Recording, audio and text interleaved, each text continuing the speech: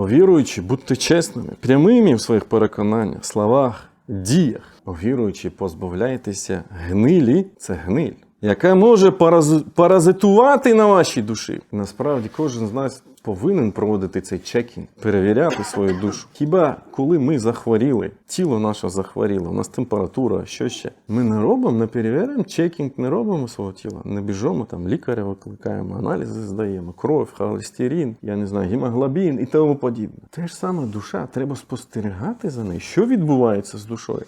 Які відчуття? Як ви реагуєте, коли чуєте аят? Як ви реагуєте, коли там щось сталося? І тому подібне. Коли вас там розгнівали, там в момент, я не знаю, там за кермом щось сталося, що ви сказали? Матюкатися почали або сказали «Субханаллах». Такі тонкі речі, але треба спостерігати за собою, за своєю душою, за своїми поведінкою, за своїми патернами.